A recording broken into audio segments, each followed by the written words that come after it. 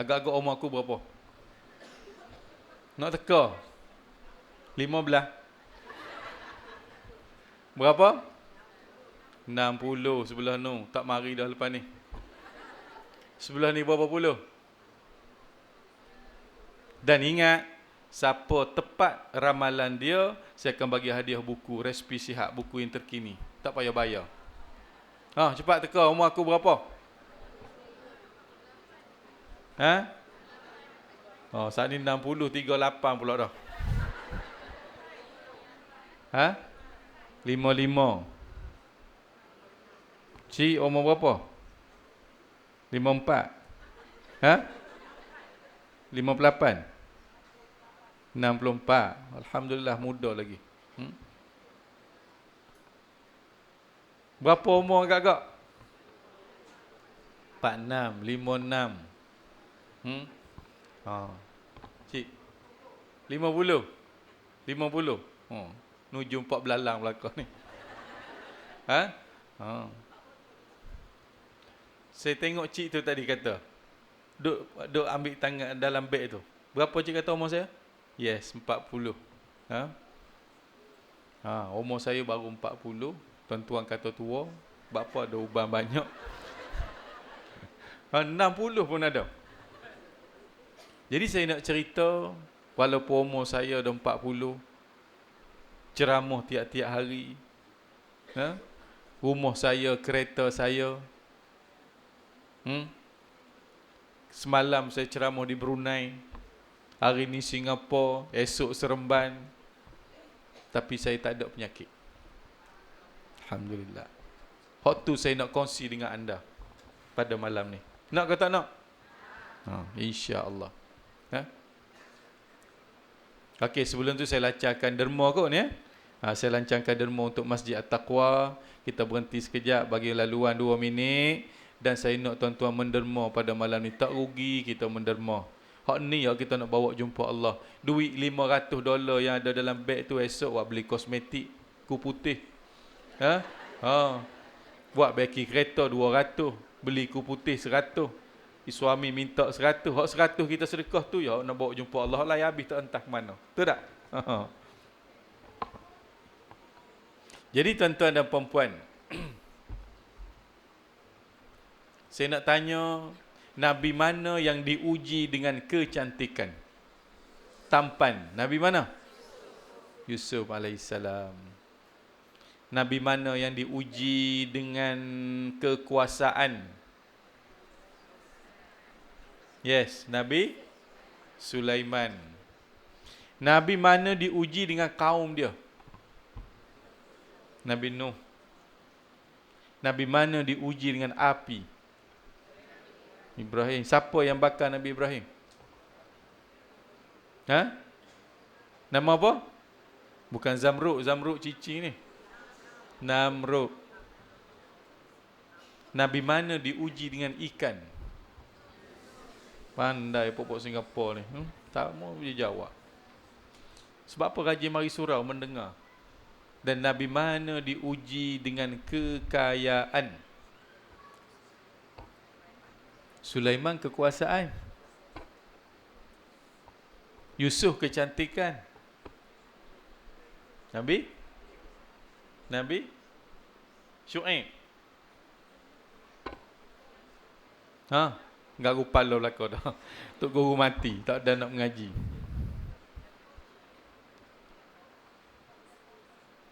Nabi yang diuji dengan kekayaan tuan-tuan dan perempuan adalah Nabi Ayub alaihissalam. Tapi kita dengar Nabi Ayub ni diuji dengan kesakitan. Dia sakit sebab dia kaya. Ni cerita saya nak bawa pada malam ni. Dengar cerita ni belum saya ijazah ayat tu. Ayat tu turun masa Nabi Ayub sakit. Nabi Ayub ni pada asalnya dia susah. Tapi dia minta dengan Allah, nak kaya kena dengan waktu Tuhan buka pintu langit, kaya Nabi Yusuf. Nabi Ayub alaihissalam. Dia bela kambing. Kambing dia beranak kembar 2-3 kali setahun. Tengok Tuhan nak bagi kaya. Sekelip mata. Dia ada ladang kurma berpuluh hektar, ladang kurma dia berbuah di luar musim. Buah kalau luar musim mahal tak? Mahal. Kalau musim dia 20 sen sekilo buah durian. Tapi kalau bukan musim dia, sekilo RM40 di 24. Maka kayalah Nabi Ayub AS, tuan-tuan dan puan-puan. Dan apabila Nabi Ayub kaya, makin lama sembahyang, makin lama sujud. Hak ni iblis tak nak terima. Orang lain kaya juga iblis kata, tapi sembahyang zuhur dengan asar pun selisih. Nabi Ayub tunggu waktu sembahyang. Dia dah kaya dah, makin tunggu waktu sembahyang. Hak ni iblis marah. Ni cerita dia sakit ni. Lalu iblis naik jumpa Allah Subhanahu Wa Taala. Apa yang saya cerita ni tafsir Qurtubi cerita. Tolong terjemah pada anda semua. Iblis naik jumpa Allah Subhanahu Wa Taala. Iblis kata apa tuan-tuan? Ya Allah, ya Tuhanku, sesungguhnya hamba-Mu yang bernama Ayub di langit dunia sana, aku tengok manusia ni makin kaya, makin dekat dengan-Mu, ya Allah. Lalu Tuhan kata pada iblis, mu susah hati apa iblis? Apa yang mu nak sakit hati dengan dia? Ya Allah, aku nak minta keizinan-Mu, aku nak uji Nabi Ayub AS. Tuhan kata uji lah. Dan mu kena ingat, innahu min ibadinal mu'minin. Nabi Ayub ni hamba-Ku yang cukup kuat beriman kepada aku. Maka bermulalah babak yang pertama. Harta Nabi Ayub, tanaman kurma Nabi Ayub berpuluh hektar, iblis buat ribut. Habis pokok terbang dengan akar-akar. Nabi Ayub pergi pada keesokannya, tengok jadi padang bola. Di mana kebun aku? Iblis dah merosakkan kebun dia. Dia sujud atas kebun dia semakin lama. Iblis kata, perli aku, makin sakit hati aku. Dia belah kambing ramai, habis kambing dia mati bergelimpangan, kena penyakit, iblis buat penyakit. Maka makin lama sujud di ladang kambing tersebut. Maka iblis naik jumpa Allah. Ni tafsir Qurtubi, balik baca.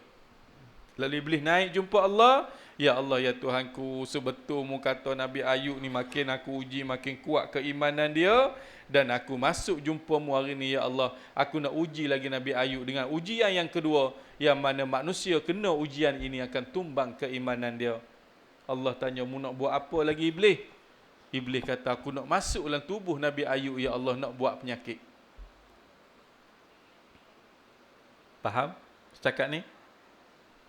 Maka Allah kata, mujilah iblis, tapi mu ingat Nabi Ayub ni tetap setia kepada aku. Dan sakitlah Nabi Ayub selama 40 tahun. Sakitlah Nabi Ayub selama 40 tahun dengan penuh penderitaan. Yang mana sakit Nabi Ayub ni tafsir Qurtubi menyebut dia kena penyakit barah tahap 4. Kena dalam kepala terus. Dan dalam riwayat lain mengatakan seluruh tubuh badan Nabi Ayub dimakan ulat kecuali lidah dengan hatinya. Kerana lidah duk sebut nama Allah, hati duk ingat Allah, ulat tak usik. Maka sakitlah Nabi Ayub selama 40 tahun. Hebatnya penyakit Nabi Ayub disebut dalam tafsir Qurtubi itu, ketika mana Nabi Ayub sujud menghadap Allah Subhanahu Wa Taala, keluar ulat kot celah-celah serban dia, jatuh atas jadah. Kita sakit, sujud ada keluar ulat, keluar hingu ada, sel semua. Nak? Maka malaikat tengok kejadian ini, malaikat terkejut. Ya Allah, dia kata Nabi Ayub sakit sampai berulat dalam kepala tu, ulat keluar atas jadah berpuluh ekor.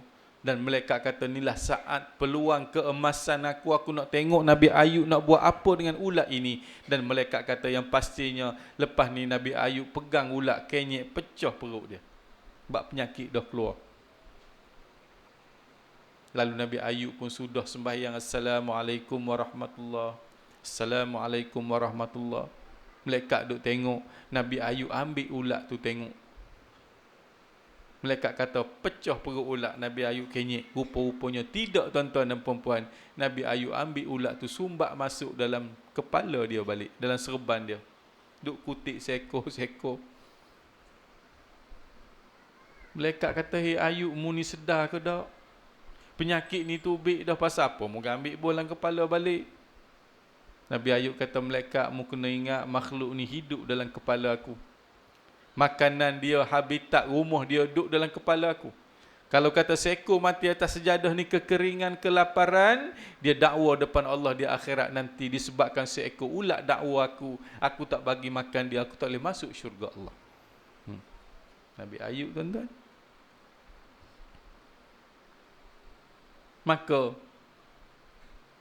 malaikat tak sampai hati nak tengok. Naik jumpa Allah. Malaikat kata, ya Allah, ya Tuhanku, sesungguhnya hamba-Mu yang bernama Ayub kena sakit baruh yang begitu kuat sekali. Aku tengok dalam kepala dia buruk, sujud keluar ulat. Lalu Allah jawab pada malaikat, hei malaikat, mu ni busy body pasal apa? Bukan aku uji mu, uji Ayub. Ayub tak pernah minta dengan aku sembuh, mu pula duduk susah-susah. Dan Tuhan kata, mu nak tahu tak malaikat, Ayub ni dah 40 tahun dah dia sakit, tak pernah dia minta sembuh dengan aku. Dan malaikat musuh dia berdoa sepatah minta sembuh, aku guna kun fayakun, kata Allah. Aku buka pintu langit di saat tu juga sembuh penyakit dia. Cuma mu tolong bagi tahu dia biar dia minta sepatah. Faham cakap ni? Lalu malaikat pun dalam tafsir Qurtubi menyebut, wajah bil busyra, malaikat turun berduyung-duyung ke langit dunia ni bagi tahu Nabi Ayub, hei Ayub, nak harap mu minta, mu tak minta, aku tolong naik jumpa Allah, minta, dan Allah suruh mu berdoa hari ni juga, minta sembuh, Tuhan akan guna kun fayakun, sembuh penyakitmu. Lalu Nabi Ayub pun dipaksa oleh malaikat. Lalu Nabi Ayub berdoa.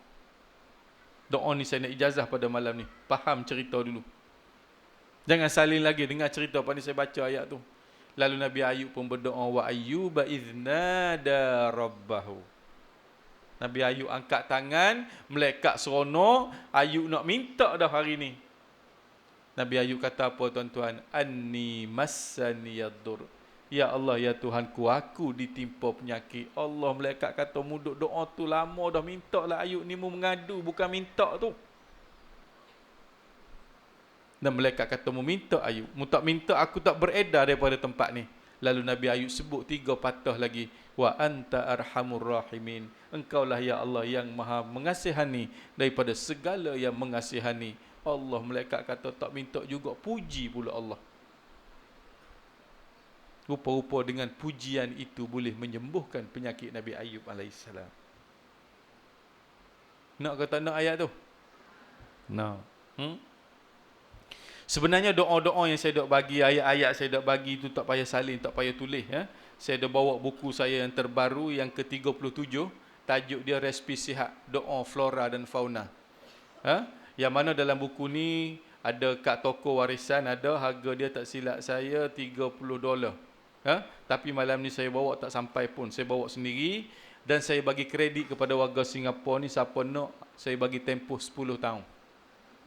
$15 saja. Siapa nak boleh angkat tangan, kita baca beramai-ramai. Kat Singapura belum tentu ada. Bayar kat luar nanti. Ambil nombor akaun kat luar. 10 tahun tuan-tuan dan puan-puan. Saya bagi kredit.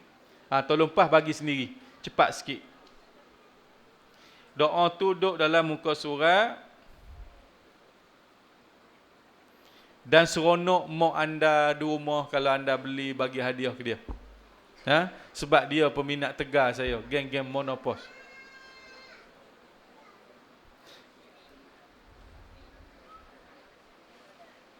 Saya bukan mari nak menega, sebab tu saya bagi tempoh 10 tahun.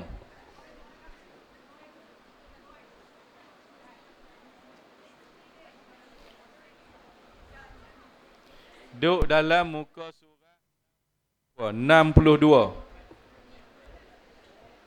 Ni, perkampungan orang asli tak dapat lagi. Pedalaman, jangan terasa hati lah.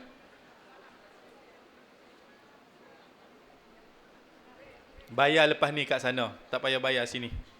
Ambil nombor akaun, bukan nak duit pun. 10 tahun saya bagi tempoh. Mati kira halal. Jangan buat-buat mati sudah. Tolong pas bagi. Tok Imam dah bagi free ya. Sagu hati. Mem bagi saya ganti kita email dua.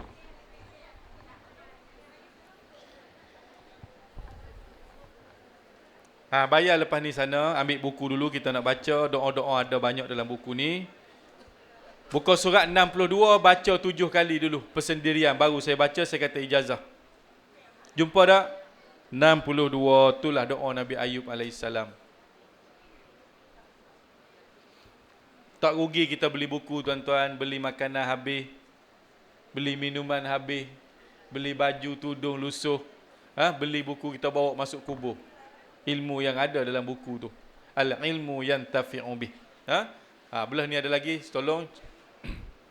Dan siapa nak beli untuk mak dia, ambil 2 biji, insya-Allah awak balik bagi ke mak dia, bagi hadiah hari jadi ke apa ke, insya-Allah.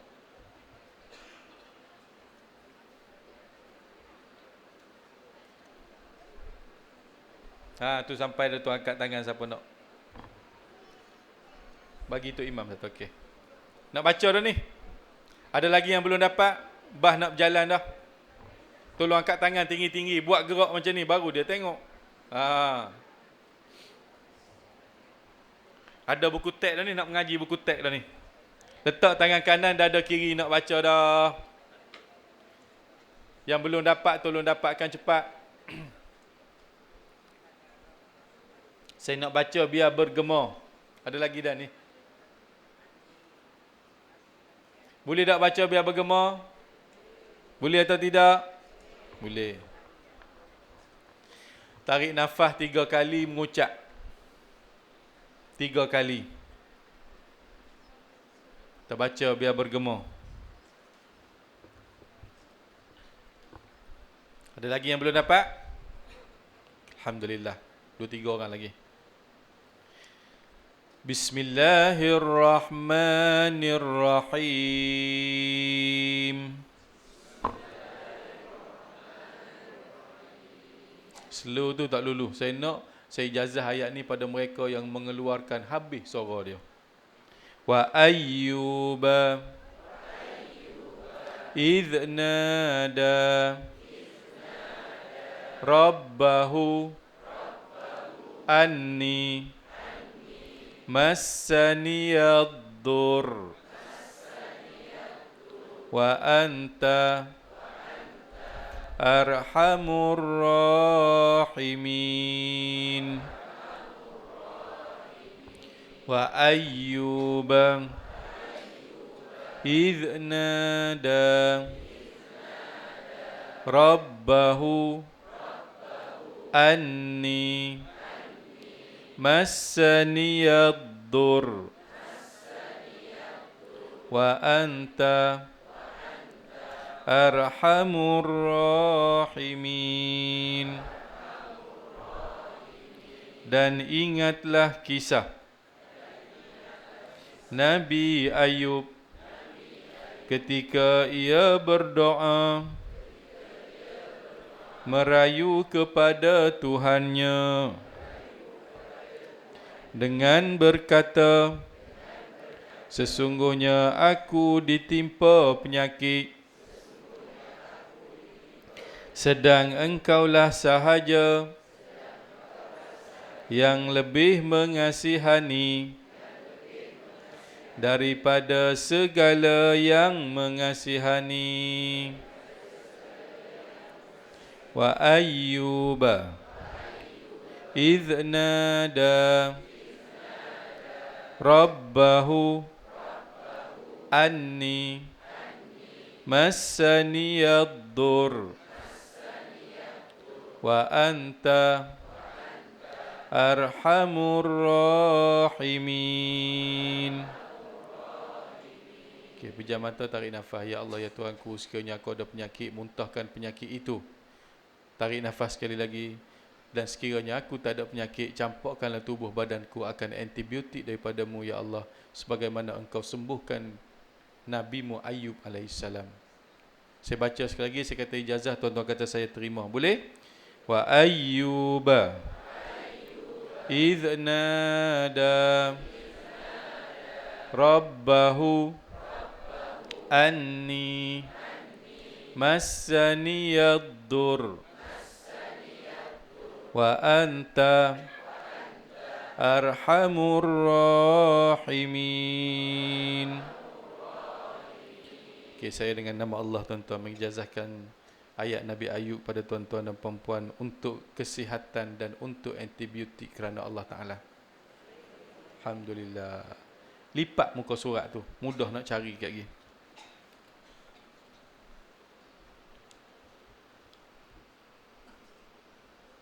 Ada soalan? Jika ada, silakan. Tolong bagi mic pada mereka yang nak bertanya. Kalau ada mic, ada. Kita buat rancangan Tanyalah Ustaz. Siaran langsung di Masjid At-Taqwa, Bedut. Ada? Okey. Sila. Ya. Bagi mic, tanya bagi mic, orang dengar semua.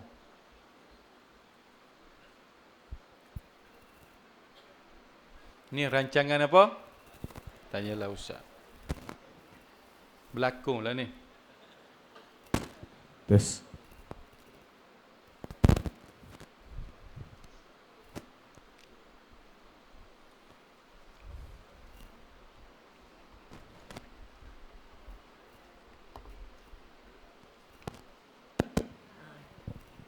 Ustaz, boleh tak kita baca ayat ni di depan air untuk kita minumkan anak-anak atau cucu? Bagus.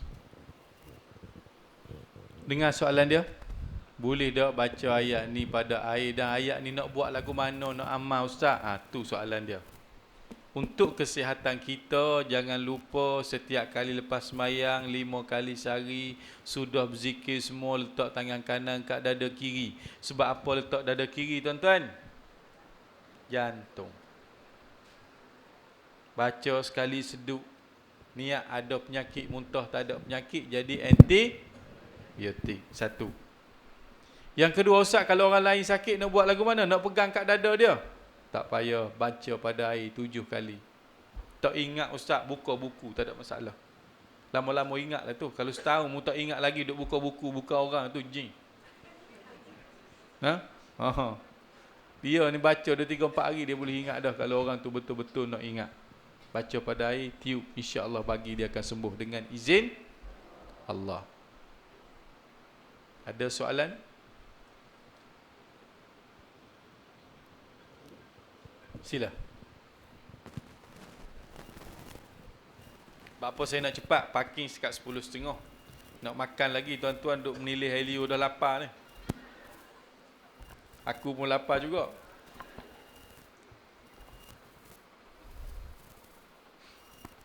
Okey, ni rancangan apa? Tanyalah Ustaz. Siaran langsung, tak ambil panggilan ni. Tak dengar, sekejap. Assalamualaikum. Assalamualaikum warahmatullahi. Nak tahu bagaimana kita nak tahu perwatakan orang yang yang perwatakan orang yang membuat perkara-perkara yang ilmu hitam. Ilmu hitam. Bagaimana apa tadi soalan sekali lagi? Perwatakan orang-orang yang membuat perwatakan orang yang melakukan ilmu hitam. Mu kena Tok Bomo ni lagu mana kat Singapura ni, banyak Tok Bomo ni. Yang pertama, perwatakan dia, tengok dari segi pemakaian. Dia kata perubatan Islam, tudung pun tak pakai. Kalau orang perempuan lah, dia kata perubatan Islam pakai pun seluar pendek, tak pakai baju. Maka mu balik lah. Faham tak? Yang kedua, tengok jampi dia baca tu lagu mana. Kalau baca ayat Quran, alhamdulillah, takut mula-mula baca Fatihah, lepas tu hai Mambang Beduk, hai Mambang Tanjung Katong, hai Mambang Gelang. Yalah tu kalau panggil Mambang tu tak boleh, kena balik dah. Kira-kira mu kena sembelih. Yang ketiga, perwatakan dia apa dia? Sudah berubat tu dia bagi azimat. Sudah berubat dia masuk susuk. Singapura ni ramai pakai susuk. Minta maaf banyak. Tahu tak susuk? Tengok tak saya duk buat susuk dalam TV? Tengok. Tengok kan? Dan tanda-tanda orang pakai susuk, dia suka duduk belah-belah tiang. Dia suka duduk dalam gelap belakang-belakang. Bukan sinilah, kat lain. Mana makan lada tu dia bedah lah. Apa ni penuh depan ni pula tak? Dan yang ketiga, nak tengok orang tu tok bomo betul ataupun salah, dia cakap besar. Mari berubat rumah saya 100 orang sembuh. Tapi kalau orang tanya, cik boleh sembuh tak ni? InsyaAllah saya ikhtiar Tuhan, saya ikhtiar Tuhan penyembuh, boleh. InsyaAllah cik boleh sembuh tak ni penyakit saya? Garanti sembuh. Maka orang ni tak bergantung pada Allah. Dan ciri-ciri apa lagi? Naik rumah tok bomo, tengok ada tengkorak, guna asap kemian. Jangan. Tu ciri-ciri pengamatan kita kepada bomo-bomo di luar sana, boleh pakai ataupun tidak. Berubat dengan saya tak payah. Tak ada asap kemian, tak ada azimat. Saya letak tangan atas kepala 5 saat. Kalau ada gangguan, dah bergegar macam kena karen dah.